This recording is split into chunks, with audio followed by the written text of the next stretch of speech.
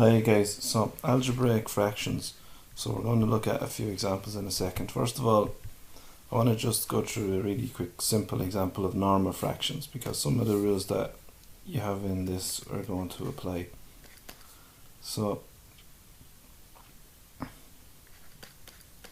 we took something simple like this, so this is something that you learn when you're quite young. 2 over 3 plus 4 over 5. So if you were to work out what that is, the first thing you should know is that you find a common denominator.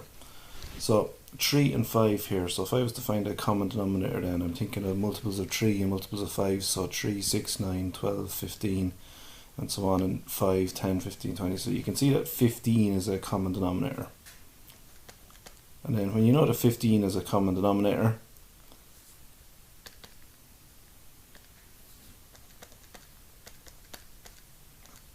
then you can change the tops. So whatever you do to the bottom, you do to the top. So 3, to get from 3 to 15, you must multiply by 5, so you do the same on top, so 10.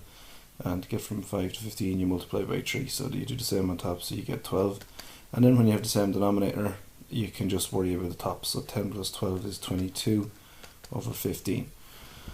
I want you to think about it for a second, because one of the first steps that we're going to do involves understanding that it's easy, if you can't find a common denominator, it's easy to just multiply the two bottoms together. So in this example, I can do 3 multiplied by 5 on the bottom.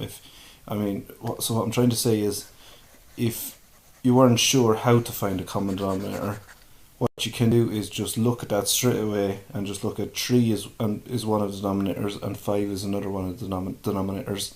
So I can just do 3 multiplied by 5. So 3 multiplied by 5 is my denominator, and then you can change the tops from that. So just try and bear that in mind, just remember that, because it'll help us when we have to find denominators with algebra in them, like we have here. So simplifying algebraic fractions, you're going to find a common denominator. If you can't find a common denominator easily, you can multiply together the two denominators at the start to find one. So this is what I'm talking about then. So let's look at example 1 here. So we've got w over 2 minus w plus 1 over 7. So now we have to do one where there's a w in it. So let's find a common denominator here. So my two denominators are 2 and 7. So I'm just going to do it where I do 2 and 7 on the bottom, and I'm not going to multiply them in yet because I just want to show you something here. So if I'm taking the 2 then, that's on the bottom here, and I'm to divide it into the new denominator, well, 2 divided into my new denominator would just have to be 7. So it just has to be the other thing that's in it, because 2 divided into 14, because 2 times 7 is 14, will just be 7 anyway. So 7 stays here, and I must multiply that then by what's on top there.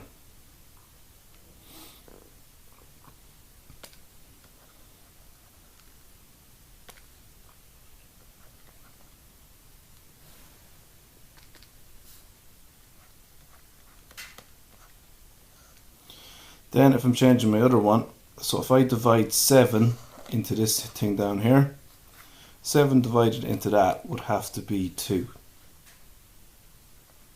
I'll keep my minus in the middle, so 2 multiplied by what's on top, so w plus 1.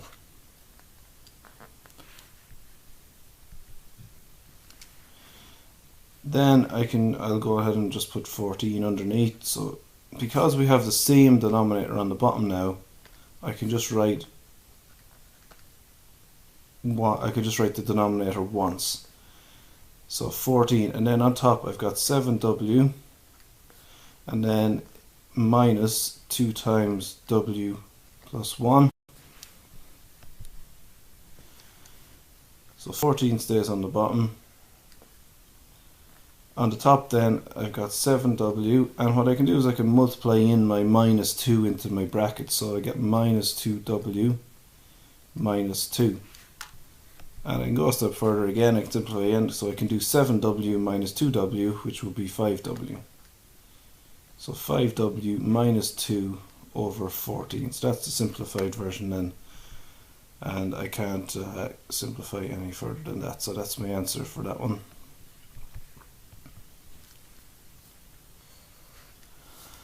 Let's look at example 2 here then. So it goes a little step further again. So now it's important here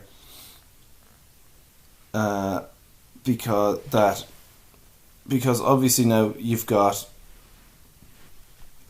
you don't have just numbers on the bottom, you've got things with variables in it. So you've got a 3y and you've got a 5y. So I must find a common denominator, and it's hard to find a common denominator when you've got y's and things in it. So I can just do the step that I've shown up here already. So if you can't find a common denominator easily, you can multiply together the two denominators at the start.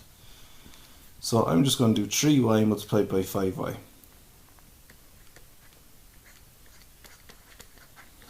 And then I'm just going to leave that like that. So leave them kind of being multiplied by each other. So I'm just putting brackets around both of them. Then to get what multiplies by the 2 up here, I must divide 3y into the bottom, into my new denominator. So 3y divided into this thing here would have to leave me with the 5y. So I'm going to be multiplying my 2 by a 5y. Then if I'm to divide 5y into the bottom here, what would be left would be 3y. Therefore, I'm going to be multiplying my 1 on top, so minus 1 multiplied by 3y.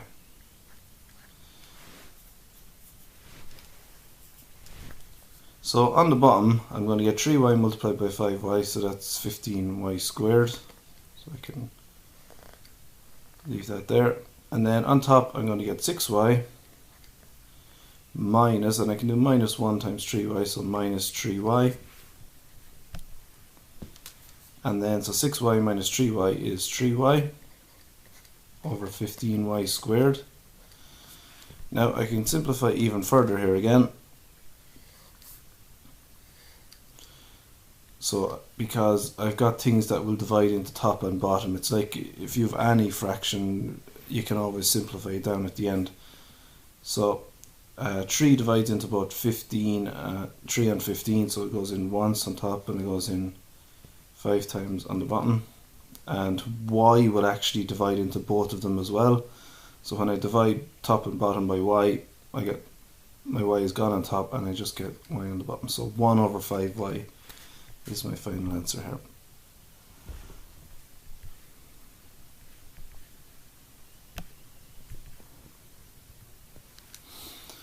So here's example 3 then, and it's getting a little bit harder now again. So I've got an x plus 1 on the bottom and I've got an x minus 2 on the bottom. I have just single numbers then on top. I have a 1 and a 4. So go back to our steps again. First thing you need to do is you need to find a common denominator. So because again it's hard to find a common denominator, especially with these ones now, I can just multiply my two denominators. So I can do x plus 1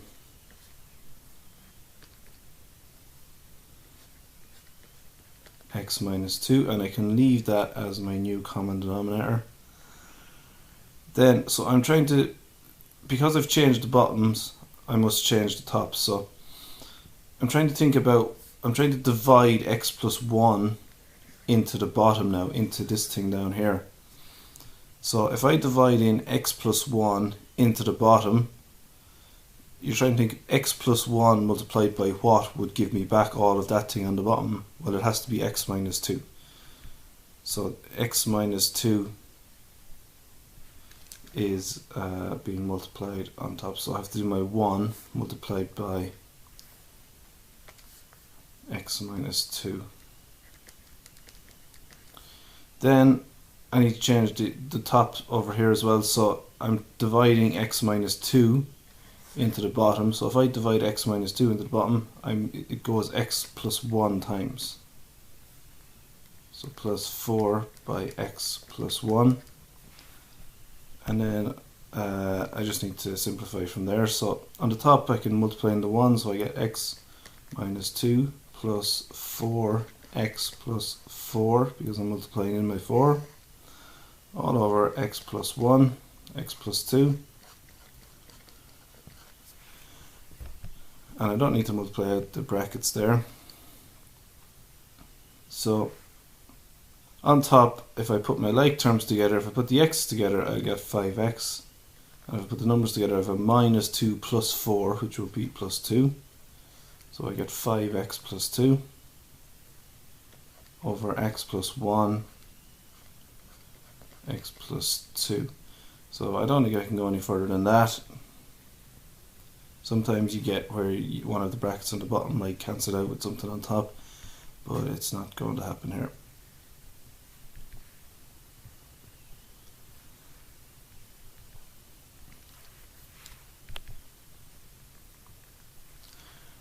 Okay, my last example here then, so it goes a step further again. So I've got 2x minus 1 over 4 plus x minus 3 over 5 equals 3. First of all, anyway, I'm just going to worry about what's on the left hand side of the equal sign. So if you forget about that equals 3 thing is there first, and then just do like before. So I'm going to get a common denominator on the bottom, and my common denominator here, I can just, you can find them easily here because you just have single numbers. So I think 20 is going to be your common denominator anyway, even if you do multiply them together. So 4 times 5 is 20. So, or you could do like I did before and just put the 4 and the 5 in brackets together. So 4 will go into 20 5 times. Therefore I must multiply 5 by the 2x minus 1 on top. 5 will go into 20 4 times, so I must multiply 4 by the x minus 3 on top. And I'm just going to leave in my equals 3 here. So then I can just simplify what's on top. So 5 multiplied by 2x would be 10x. 5 multiplied by minus 1 would be minus 5. 4 multiplied by x would be 4x. And 4 multiplied by minus 3 would be minus 12. Over 20 equals 3.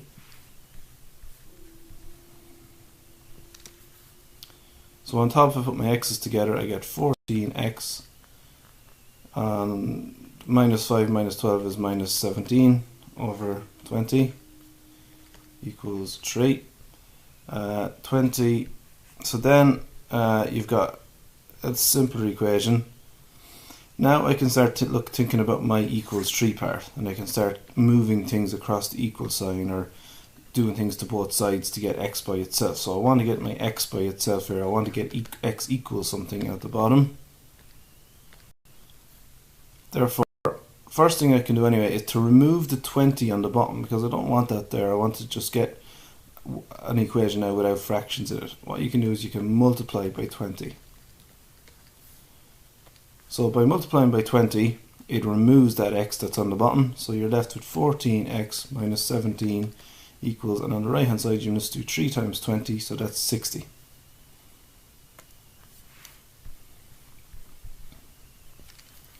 To get x by itself then, I'm going to add 17 first.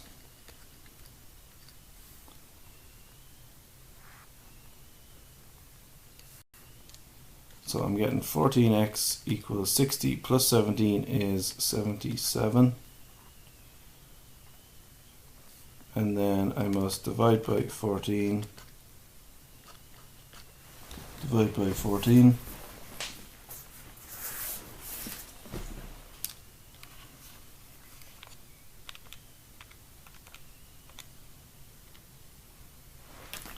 So my final answer then is actually 5.5, so I'm getting 5.5 as my final answer.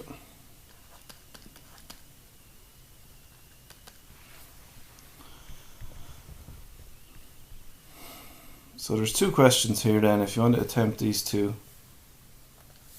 And then just pause the video, try them, and then just play it on and I'll go through the answer.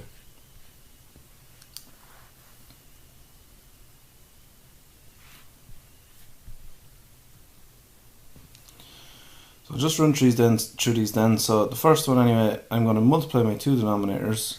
So I'm going to multiply 2x by x minus 1. And I'll just leave it like that for the minute. So 2x into the bottom will go x minus 1 times. So 3 multiplied by x minus 1. X minus 1 into the bottom, into all of the bottom, will go 2x times. So plus 2x multiplied by 5. So on top I get 3x minus 3 plus 10x over 2x multiplied by x minus 1. So on top, if I add the two x's together, I get 13x plus 3 all over 2x times x minus 1.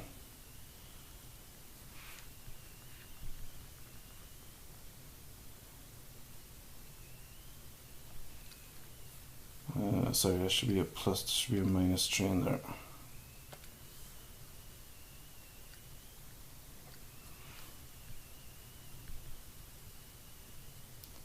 So I think that I don't think you can go any further than that. You could multiply into 2x if you want. You'll get 2x squared minus 2x on the bottom. But other than that, you can't simplify any further. Question 2 then. Just look at the left hand side first. So I'm going to do x minus 5. X minus 4 is my new denominator. The 2 on, so this 2 here divided into the bottom will go, so x minus 5 into the bottom will go x minus 4 times, so you do 2 multiplied by x minus 4. And x minus 4 divided into the bottom will go x minus 5 times, so minus 2 times x minus 5. And all of that equals 1. So on the top, I get 2x minus 8 minus 2x plus 10 all over x minus 5 x minus 4 equals 1. So the top then, the 2x is actually cancelled out because you've got 2x minus 2x. So on top I just get 2 because 10 or minus 8 plus 10 is 2. On the bottom I get x minus 5 x minus 4 equals 1.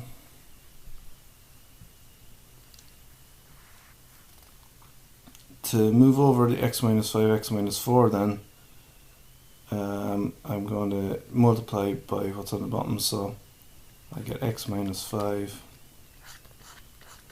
x minus 4 over there equals 2.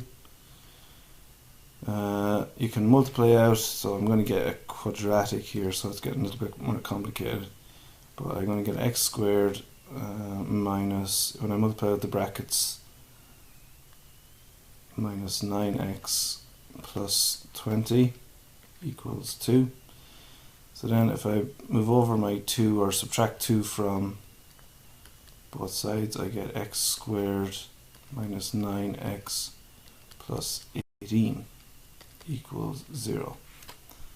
And I'll just write everything, I'll just write the equals 0 on the other side just to make it look more familiar.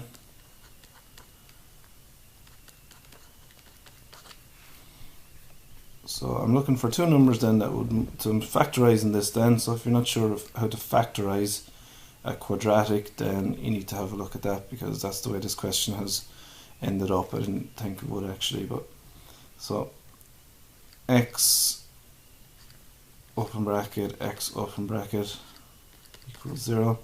So you're trying to think of two numbers that would multiply to give you 18 but would add to give you, or sum to give you minus 9.